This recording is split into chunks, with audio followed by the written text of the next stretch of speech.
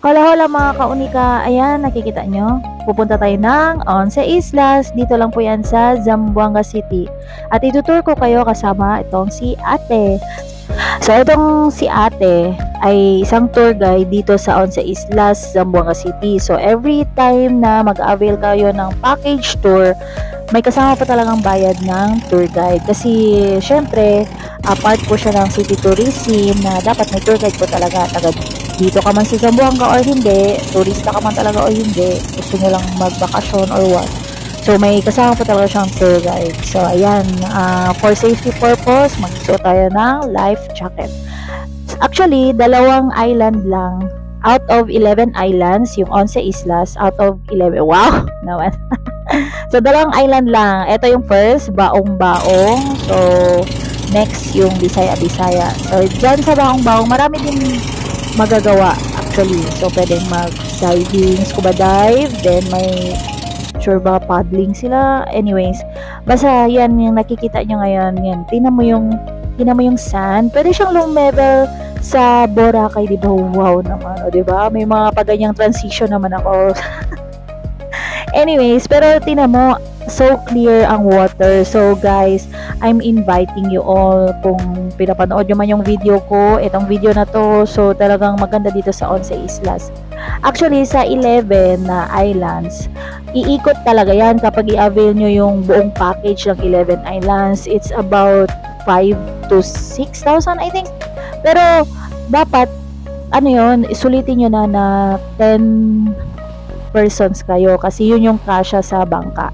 Yan. So dyan sa island na yan, Baong-Baong. Next sa Bisaya tayo. So makikita nyo din yung video clip ng Bisaya Island. So yan, picture na tayo. Yan. So dito naman sa island tour na to guys, pwede kayong kapag wala naman kayong dalang pagkain, pwede naman dito. So makikita nyo din mamaya. Actually, pwede din pwede kayong magdala ng ice case, ng sarili nyong pagkain. Yes, pwede. So, basta i-avail nyo yung ganitong tour. Gaya nga ng sabi ko, doon sa out of 11 islands, parang, as far as I remember, parang 4 lang ata. 4 lang yung islands na pwedeng babaan. As in yung, pwede kayong tumampisaw. 'Di ba? So, ano sa ba to eh? Basta, pwedeng maligo. Ganyan. Wow! Feel mo te. Anyways, basta yan, feel ko talaga yung maligo kasi ang ganda ng tubig guys. So, mga hindi pa nakapunta ng Zamboanga, i-try nyong pumunta dito sa Once Islas namin. Dito yan sa Panubigan, Zamboanga City yan. So, maganda ang tubig. Everything is, 'di ba? Yan, may pabuko tayo. Yung buko juice, fresh na fresh. Diyan talaga kinuha. So, may mga additional payment yan. So, may mga like yung buko, and then yung papaluto, yan na yung pagkain na sinasabi ko. So, doon pa lang sa mainland, saan tayo nagpabook, yung nakita nyo kanina may pangalan na Once Islas, doon pa lang sasabihin nyo na kung order kayo ng food. Kasi nga, galing pa doon, yung mga pagkain na yan, yung crab, pusit, yan. Nangate, tinan mo, may itim pa sa, nako naman, talagang hindi na nahiya.